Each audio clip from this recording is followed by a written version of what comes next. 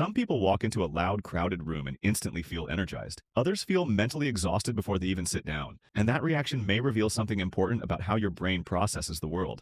Because if crowded places drain you, it doesn't automatically mean you're shy, antisocial, or bad with people. In many cases, it means your nervous system processes more than most people realize.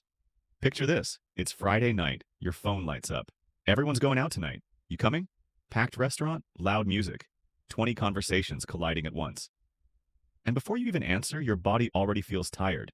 Not because you hate people, because your brain instantly calculated the psychological cost of the experience. The noise, the unpredictability, the social energy, the constant stimulation. And somewhere deep in your nervous system, the response was immediate. Too much. The strange part?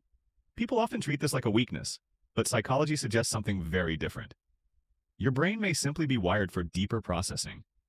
Most people naturally filter out huge amounts of information automatically. Background conversations, tiny emotional shifts, random movement, changes in tone. Their brain deletes it before conscious awareness even notices. Yours doesn't. Your attention keeps scanning. Every awkward pause, every shift in facial expression, every emotional inconsistency, every subtle behavioral signal. Psychologists call this sensory processing sensitivity, a trait linked to deeper awareness of environmental and emotional stimuli. In simple terms, your nervous system absorbs more information than the average person's. While some people experience crowded environments as background noise, your brain continues processing everything in high resolution. And over time, that becomes mentally exhausting. Research suggests roughly 15 to 20% of people fall into this highly sensitive category, which means millions of people silently experience overstimulation in environments others barely react to. Crowded malls, busy restaurants, constant notifications, loud social gatherings. To some people, it feels exciting. To your brain, it can feel like trying to listen to 10 conversations at the same time while ignoring none of them. And this is where people misunderstand sensitivity completely. Sensitivity is not weakness, it's responsiveness. The same nervous system that gets overwhelmed easily can also become deeply observant, emotionally aware, intuitive, and creative. Historically, highly observant humans were often the first to detect danger, notice patterns, or sense changes in the environment before others did. Your brain wasn't built for nonstop stimulation. It was built for awareness. But there's another reason crowds become exhausting. You probably don't dislike people. You dislike shallow interaction. There's a difference. Small talk, forced enthusiasm, pretending to enjoy conversations that feel emotionally empty. Your brain burns energy quickly in performative environments. Not because you think you're better than other people, but because your mind naturally searches for depth. You notice what people actually feel beneath what they say. The forced smile, the nervous laugh, the tension hidden behind confidence. And after hours of unconsciously reading emotional signals, your nervous system becomes overloaded. That's why many highly sensitive or introverted people would rather have one meaningful conversation than 10 surface-level interactions. Not because they lack social ability, because superficial interaction rarely feels psychologically nourishing to them. And strangely, solitude often restores what overstimulation drains. Extroverted minds typically recharge through external stimulation. People, movement, activity, novelty. But introverted or highly sensitive minds often recover differently. Quiet, reflection, reduced stimulation, mental space. And neuroscience may partially explain why.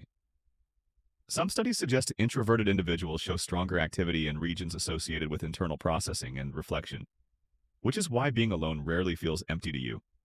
Your mind is still active, thinking, analyzing, connecting patterns, replaying conversations, building imaginary scenarios. From the outside, it may look like silence. Inside your head, an entire world is moving. And maybe that's why quiet environments feel comforting instead of boring. Silence removes competition for your attention. Your thoughts finally have room to breathe. But emotional energy may affect you more deeply than you realize too. Have you ever entered a room and sensed tension before anyone spoke? That's not imagination. Your brain constantly reads emotional cues beneath conscious awareness. Body language, micro expressions, tone shifts, facial tension.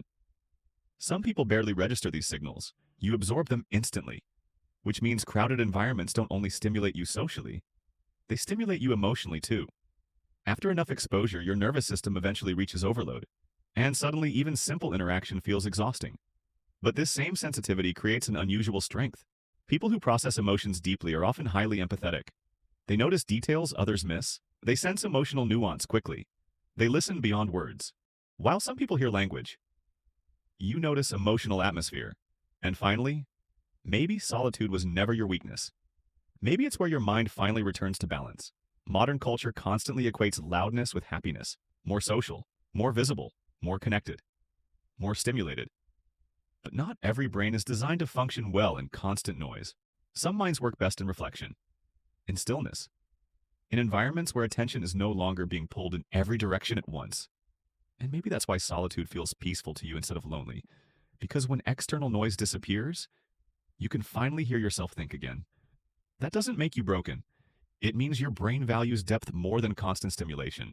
So the next time someone asks why you don't go out more, remember this. Protecting your energy is not the same thing as avoiding life. Some people recharge in crowds. Others recharge in silence. Neither is wrong, but understanding the difference can completely change the way you see yourself. So tell me honestly, do crowds energize you or drain you?